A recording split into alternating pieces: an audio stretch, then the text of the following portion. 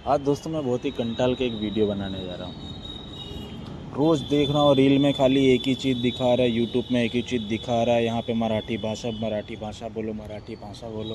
पहले कुछ समय पहले ऐसा जोरों था साउथ में कि तमिल बोलो, तेलुगु कन्नड़ बोलो। अभी महाराष्ट्र में मराठी भाषा बोलो। मैं महाराष्ट्र के लोगों से पूछना चाहता हूँ, क्या महाराष्ट्र सिर्फ मराठी लोगों के कारण चल रहा है या हमारे मराठी भाषी भाइयों के कारण ही चल रहा है? किसी का और कोई योगदान नहीं है उसमें। सिर्फ मराठी लोगों के वजह से ही महाराष्ट्र पूरा चल रहा है। अगर बाकी लोग बसे हैं या अदर कोई स्टेट से आके भी रुका हुआ है तो भी मेहनत कर रहा है, कमा रहा है, खा रहा है, अपने देश के जीडीपी में अपना योगदान दे रहा है। किसी के ऊपर ज़बरदस्ती क्यों थोपना? किसी गरीब को जाके, मज़दूर को जाके मार के ये क्यों बोलना मराठी बोल, मराठी बोल? अगर वो बोल भी नहीं रहा है तो मतलब तुम्हारी भाषा की बेइज्जती भी तो नहीं कर रहा है। भकाई को अपने देश में इतनी भाषा है, हर एक भाषा की इज्जत तो हो रही है। हमें वो चीज़ नहीं दिखाई दे रहा है क्या?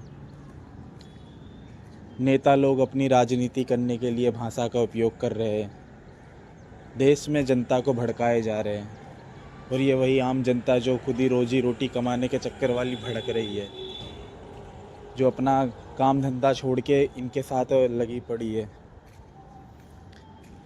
ये सारी चीज़ें क्यों?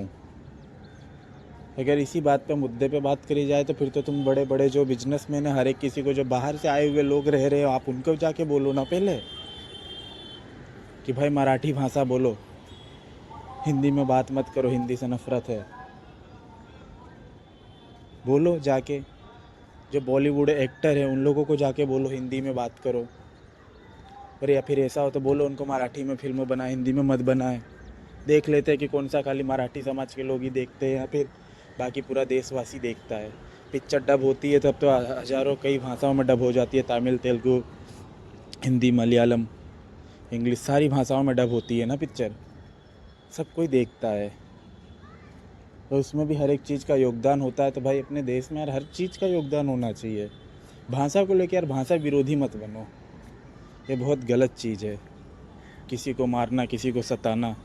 कोई अपना परिवार लेके गया है, अपने बच्चे को पालता है, वहाँ पे कमा खा रहा है, किसी के साथ तो चोरी नहीं कर रहा है ना, तो ज़बरदस्ती भाषा बुलवाना।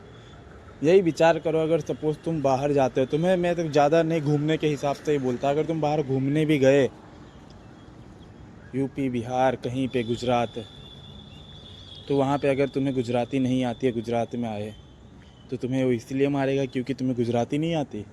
गुजराती बोल तो ही तो गुजरात में आएगा। बिहार में गए तो बोलेंगे बिहारी बोल तो ही तो बिहार घूम सकता है। यूपी में गए बोलेंगे यूपी बोल तो ही तो यूपी में घूम सकता है। हिमाचल गए तो हिमाचल की भाषा बोल तो ही तो हिमाचल में घूम सकता है। वरना फिर तो सारे राज्य के लोग अपने अपने खाली राज्य में रह जाएंगे। तुम महाराष्ट्र से बाहर नहीं निकलोगे, गुजरात से कोई बाहर नहीं निकलेगा, कोई हिमाचल से बाहर नहीं निकलेगा, सब अपने राज्य में ही सीमित रहेंगे। ये देश है एक अपना,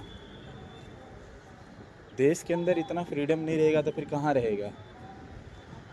यार किसी को भाषा के लिए मत दबाव डालो। ज़रूरी है कि सारे लोग, मराठी लोग महाराष्ट्र में ही रहते हैं?